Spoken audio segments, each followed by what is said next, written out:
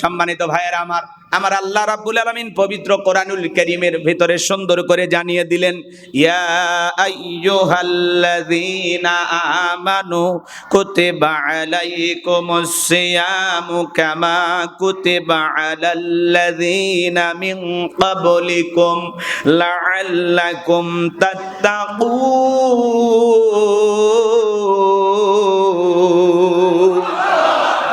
আমার আল্লাহ রাব্বুল আলামিন জানিয়ে দিলেন সূরা বাকারার 183 নম্বর আয়াত, আল্লাহ পাক জানিয়ে দিলেন, হে ঈমানদারগণ, হে বিশ্বাসীগণ, আমি আল্লাহ রাব্বুল আলামিন তোমাদের উপরে রোজাকে ফরজ করে দিয়েছি। তোমাদের পূর্ববর্তী যারা পৃথিবীর জমিনে আগমন করেছিল তাদের উপরে আমি আল্লাহ তাআলা সিয়ামকে ফরজ করে দিয়েছিলাম। আশা করা যায় এর মাধ্যমে তোমরা যেন তাকওয়ার গুণ, তাকওয়ার বৈশিষ্ট্য অর্জন করতে পারো। লাআল্লাকুম তাত্তাকুন, তোমরা যেন তাকওয়া অর্জন করতে পারো, খোদাভীতি অর্জন করতে পারো, পরহেজগারিতা অর্জন করতে পারো। তাকওয়া মানে আল্লাহর ভয়। জোরে বলেন, কার ভয়? আল্লাহ রাব্বুল আলামিন বলেন, ইয়া আইয়ুহাল্লাযীনা আমানুত্তাকুল্লাহ, হে ঈমানদারগণ, আমি আল্লাহকে ভয় করো। হাক্কা তুকাতিহি, ভয় করার মতো ভয় করো। আমরা কতটা আল্লাহকে ভয় করি? এই রমজান মাসে যারা সিয়াম পালন করে, রোজা এমন একটি ইবাদত, দান করা যায় লোক দেখানোর জন্য, নামাজ পড়া যায় লোক দেখানোর জন্য, যাকাত দেওয়া যায় লোক দেখানোর জন্য, কিন্তু রমজান মাসের এই সিয়াম, রমাদানের এই সিয়াম, সুবে সাদেক থেকে শুরু করে সূর্য অস্ত পর্যন্ত সারাটা দিন সমস্ত পানাহার থেকে, যৌন কামনা বাসনা থেকে আমরা যারা সিয়াম পালন করি, এই সিয়াম যারা পালন করে, মনে রাখবেন এটা লোক দেখানো ইবাদত নয়। রমজান মাসের রোজা হলো কেবলমাত্র আল্লাহকে রাজি খুশি করার জন্য তার ঈমানদার বান্দারা রাখে। কথা বলুন ঠিক কিনা? রোজা লোক দেখানো ইবাদত নয়, এটা হলো আল্লাহকে রাজি খুশি করার জন্য আমরা পালন করি। সারাটা দিন একটা মানুষ লোক দেখানোর জন্য না খায়া থাকবে, এমনটা পাগলও করবে না। কথা বলেন না কেন? আমাদের খাওয়ার সুযোগ আছে না? দুপুরবেলা যখন আমরা গোসলখানায় গোসল করতে যাই, যদি গোসলখানার ভিতরে এক গ্লাস পানি খাই, বউ কি টের পাবে? গ্রামবাসী টের পাবে? আমরা খাই না কার ভয়? পুরোটা দেহের ভিতরে পানি আমরা ঢালি, কিন্তু আমরা আল্লাহর ভয়ে খাই না। কথা বলেন ঠিক কিনা? কার ভয়ে খাই না? এর নাম হলো তাকওয়া, এর নামই হলো আল্লাহর ভয়। আর রমজান আমাদেরকে আল্লাহর ভয় শিখাইতে আসছে। কথা বলেন ঠিক কিনা? আমার ভাইয়েরা, এরপরে যখন আপনি ঘরের ভিতরে অনেক খাবার দাবার আছে, দরজা লাগায়া দে, জানালা লাগায়া দে, যদি কিছু খেয়ে ফেলে দেন, পৃথিবীর কেউ দেখবে না আপনি খান না, এর নাম হলো তাকওয়া, এর নাম হলো আল্লাহর ভয়।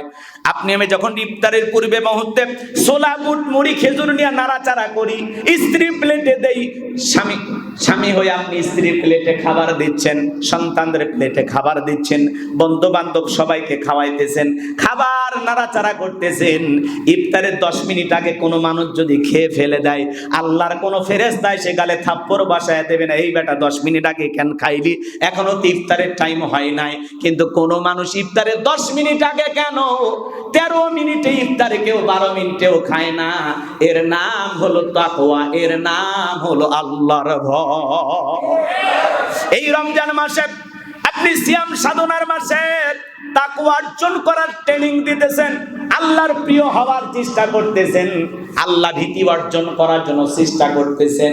মনে রাখবেন বাজান গো আমার, দিল দিয়া কথাগুলো বোঝার চেষ্টা করবেন। হাদিস শরীফের ভিতরে আসছেন, হযরতে আবু হুরায়রা রাদিয়াল্লাহু তাআলা বর্ণিত, বিশ্বনবী মুহাম্মদ রাসূলুল্লাহ সাল্লাল্লাহু আলাইহি সাল্লাম বলেছেন, আল্লাহ রাসূল ঘোষণা করেছেন, যেই লোক রমজান মাসে রোজা রাখবে ঈমান এবং চেতনা সহকারে সওয়াবের আশায়, আল্লাহ তাআলা তার পূর্ববর্তী জীবনের সমস্ত গুনাহগুলো maaf করে দিবেন। বলুন সুবহানাল্লাহ। আবু সাঈদ খুদরি রাদিয়াল্লাহু তাআলা বর্ণিত, বিশ্বনবী মুহাম্মদ রাসূলুল্লাহ সাল্লাল্লাহু আলাইহি সাল্লামকে আমি বলতে শুনেছি, একদিন আল্লাহ রাসূল বললেন যে আল্লাহর পথে রোজা রাখবে, আল্লাহকে রাজি খুশি করার জন্য রোজা রাখবে, আল্লাহ তার মুখমণ্ডল জাহান্নাম হইতে 70 বছর দূরে সরিয়ে রাখবেন। বলুন সুবহানাল্লাহ। আমরা রমজান মাসে সিয়াম পালন করতেছি, কলিজার টুকরা ছেলে মেয়েগুলো ছোট ছোট, তারাও সিয়াম পালন করে। ঘুমানোর আগে বলে আব্বা আমারে সিহারিতে ডাক দেবেন, মাকে বলে মা আমাকে সিহারিতে ডাক দেবেন। আপনার আমার সন্তান সাহারি খাওয়ার জন্য ওঠে যখন, সন্তানগুলো কি সুন্দর আহারে তৃষ্ণার্ত হয়ে যায়। সারাটা দিন রোজা রাখার পূর্বে 2-1 ঘন্টা সময় যখন হাতে থাকে, বারবার এসে বলে আব্বু আর কয় ঘন্টা আছে। সন্তানটার ঠোঁটটা শুকিয়ে গেছে, চোখটা দেখে মলিন হয়ে গেছে। এরপরে আপনার এই সন্তান মুসলমান বাবার ঘরে জন্ম হওয়ার কারণে ছোট ছোট বাচ্চারা ইফতারের পূর্বে কিন্তু বলে বাবা আর কয় মিনিট, আর কয় মিনিট, অস্থির হয়ে যায়। এইভাবে যে সন্তানটা সিয়াম পালন করলো, আপনার এই সন্তান ছোটবেলায় সিয়াম পালন করার কারণে যতদিন পর্যন্ত বালেগ না হয়েছে ততদিন পর্যন্ত আপনার আমল নামায় সেই সবগুলো আল্লাহ তাআলা লিখে দেবেন। বলুন সুবহানাল্লাহ। আমাদের ঘরগুলো এমন হওয়ার আগে দেখবেন মা নামাজ পড়ে, সাথে তার ছোট্ট ছেলে মেয়েটাও নামাজ পড়ে, আল্লাহকে সিজদা দেয়। এই জন্য শুধুমাত্র রমজান মাসে আপনি একাই সিয়াম পালন করবেন না, আপনার স্ত্রী, পরিবার, পরিজন, সন্তান যারা আসে সবাইকে সিয়াম পালন করার ব্যাপারে ওয়াজ করার দরকার আছে না নাই, তাগিদ দেওয়ার দরকার আছে না নাই। আপনার পরিবারের 6 জন সদস্য সবাই যদি সিয়াম পালন করে, ভালো লাগে না খারাপ লাগে? কিন্তু দেখা যায় বউ রোজা রাখে, স্বামী রাখে না, আছে না নাই? আপনার মতো কত মানুষ রিকশা চালায়, ভ্যান চালায়, তৃষ্ণার্ত হয়ে যায়, তারপরে সিয়াম ভাঙে না, সিয়াম নষ্ট করে না। আর আপনি রমজান মাসে হোটেলে খাবার খাইতেছেন, আপনার কি একটু লজ্জা লাগে না? কাপড়ের কালো পর্দা দিয়ে হোটেলগুলোতে ঢেকে ঢেকে ভিতরে মেহমানদারি করতেছে। আপনি রমজান মাসে হিন্দুর দোকানে সাইনবোর্ড লাগানো আছে, রমজান মাসে মুসলিম ভাইদের হিন্দুর দোকানে আসা সম্পূর্ণ নিষেধ। আর আপনি মুসলমানের সন্তান হওয়ার পরেও দিনের বেলায় হোটেলে পর্দা টাঙায়া ভিতরে খাইতেছেন কুকুর বিলারের মতো। আপনার কি একটু লজ্জা শরম করে না? আপনার অন্তরে যদি আল্লাহর ভয় থাকতো, পর্দা হোটেলে টাঙায়া দিনের বেলায় চা পান বিড়ি সিগারেট খাইতে পারতেন না। লক্ষ্মীপুর এক জেলা, এই জেলায় এক নেতা, কিছু লোক হোটেলে দিনের বেলা খাইতেছে, লাঠি নিয়ে গেছে, যা বলতে চাই বেটা খাইলি কেন? কিছু মুরব্বী আর হোটেলে যে কর্মচারী এরে ধইরা কান ধরে ওটা বসা করাইছে। এটা আবার অতিরঞ্জিত, খুব বেশি বাড়াবাড়ি। কথা বলেন না কেন? ইসলাম বাড়াবাড়ি করার ধর্ম না। ইন্নামা আনতা মুযাক্কির লাস্তা আলাইহিম বিমুসাইতির। নবী আপনার কাজ হলো মানুষকে উপদেশ দেয়া, কাউকে লাঠি চার্জ করে জোর কইরা দিনের পথে আনার কোনো দরকার নাই। হুমকি ধুমকি দিয়ে ইসলামের পথে আনা যাবে? স্বইচ্ছা ইসলাম ধর্ম গ্রহণ করবে। তাহলে আপনি কেন রোজা রাখলো না তারে দিয়ে লাঠি দিয়ে ধমক দিতেছেন, কান ধরে ওঠা বসা করলেন? এটা কেন করলেন? এতে আপনি ইসলামকে ছোট করেছেন। কথা বলেন ঠিক কি না? এগুলো নেতাগিরি দেখানো যাবে না। পরিশেষে আবার দেখলাম যেই বেচারা, যেই নেতা প্রভাব দেখাইয়া কান ধরে ওঠা বসা কইলো, কেন রোজা রাখলি না, কেন রোজা রাখলি না, দিনের বেলায় কেন বিড়ি খাইলি, দিনের বেলায় কেন খাবার খাইলি, কান ধর, ওঠ বস, ওঠ বস। গতকালকে এটা যখন ভাইরাল হয়ে গেছে সোশ্যাল মিডিয়ায়, আজকে আবার দেখলাম ওই 2 জনকে বগলের কাছে নিয়ে 2 হাত ধরে বলতেছে, আমরাই ভাই ভাই, এটা আমার ভুল হয়ে গেছে, মেজাজ ঠিক ছিল না, আল্লাহর রাস্তায় মাফ করে দেন। সাংবাদিক ভাইরা বলতেছে, চাচা আমি আপনার কাছে কান ধরে ওঠা বসা করলে আপনি কি মামলা করবেন? কয় না না, মামলা করব না, মামলা করব না। উনি আমারই ভাই, ক্ষমা চেয়েছেন, আমি মাফ করে দিছি। ক্ষমা হলো মহত্বের লক্ষণ। কিন্তু আমরা বলবো, এই যে অতিরঞ্জিত কোনো কিছু কইরা যে আপনারা যে ইসলামকে খাটো করতে চাচ্ছেন, এটা কি ভালো কাজ? যারা বলেন এটা কি ভালো কাজ? এগুলো করা যাবে না। জোর করে ইবাদত মুখী করা যায় না। তো ঘরের বউটা যদি নামাজ না পড়ে, কতটুকু জোর করা যায়? 2-1 দিন নাই জোর করে টেনে টেনে উঠাইলেন, এই ওঠো শোনা নামাজ পড়ো, এই শেফালি ওঠো, কথা কয় না কেন? 2-4 দিন তুললেন, কতদিন আর ওইভাবে ট্রেনিং দিলেন? মারা পেটা ধমক দেওয়া আপনার জন্য জায়েজ আছে, আপনি দিতে পারেন। আপনার স্ত্রী নামাজ না পড়লে অবশ্যই আপনি শাসন করতে পারবেন, কিন্তু বাইরের মানুষকে করতে পারবেন? এই যে হোটেলগুলোতে খাবার খাইতেছে, আমি যতই হুজুর হই, বক্তব্য দিই, সারা দেশে যতই নসিহত করি, কোন হোটেলে যা বলতে পারে, এই বেটা হোটেল বন্ধ কর, জানিস না আমি রোজাদার, কি বলেন? বলা যাবে? সেই শাসন ভার আমাদের হাতে নাই। এই জন্য দিনের বেলায় খাবার হোটেলগুলো বন্ধ থাকলে রোজাদের জন্য ভালো হয়। বিষয়টা পবিত্র রমজান মাসের পবিত্রতা রক্ষা হয়। কথা বলে ঠিক কিনা? কিন্তু রমজান মাসেও দেখেন চায়ের দোকানগুলোতে খালি কালো কাপড়, খালি কালো কাপড়। ভিতরে কারা? কি মানুষ খায় না, কুত্তেই খায়? কে খায় ভাই? মানুষই খাইতেছে। এরাও রোজাদার।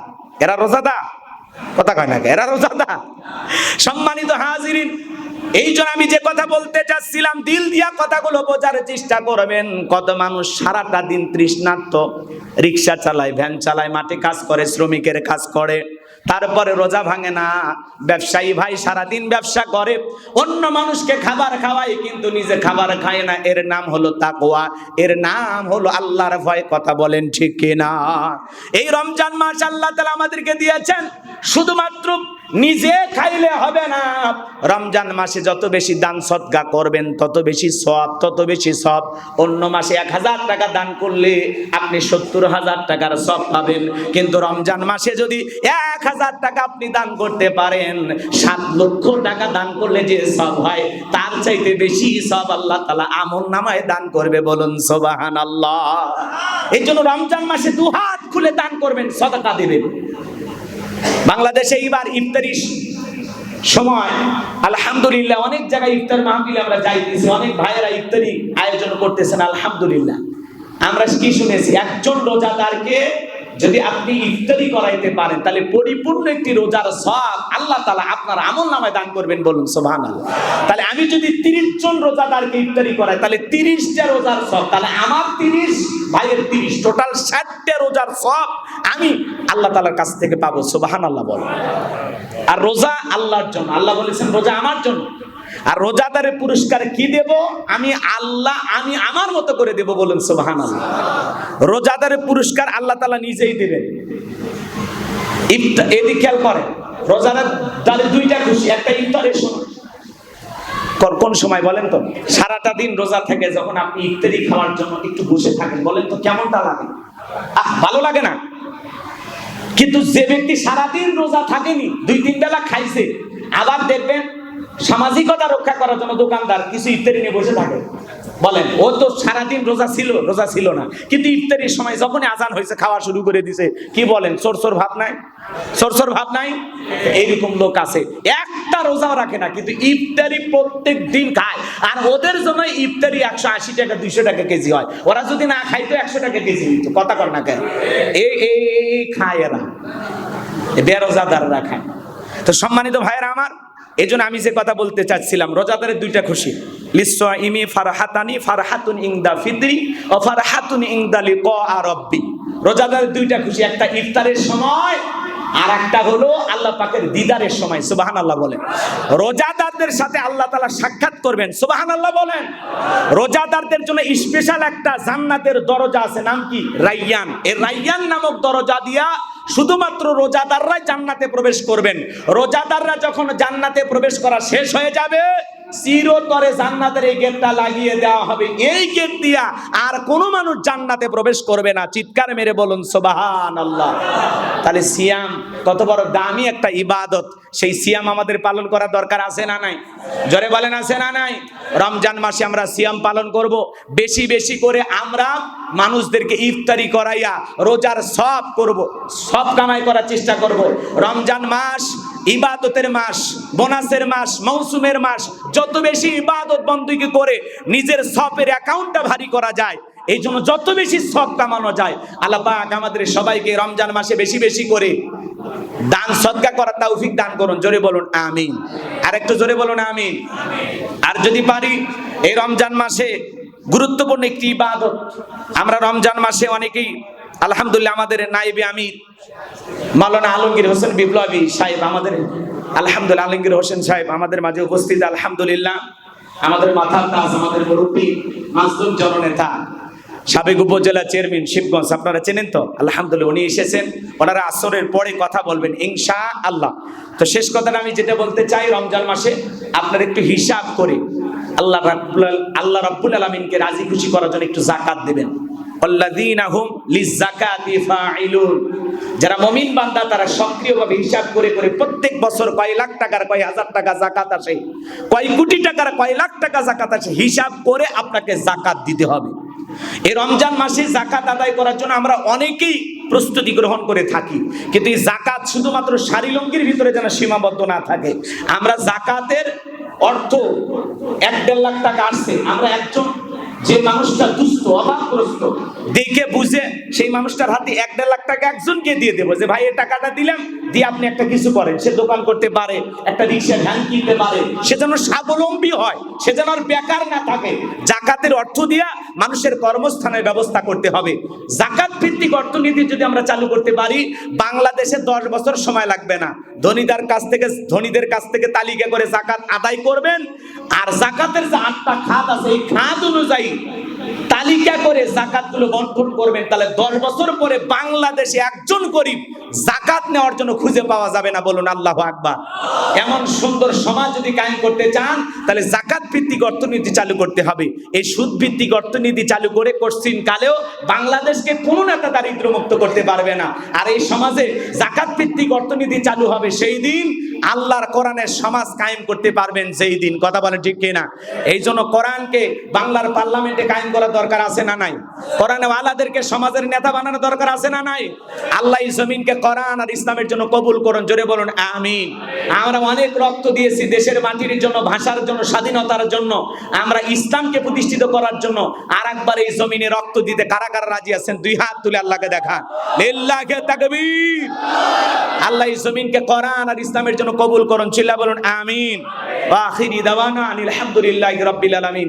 আসসালামু আলাইকুম ওয়া রাহমাতুল্লাহি ওয়া বারাকাতুহু।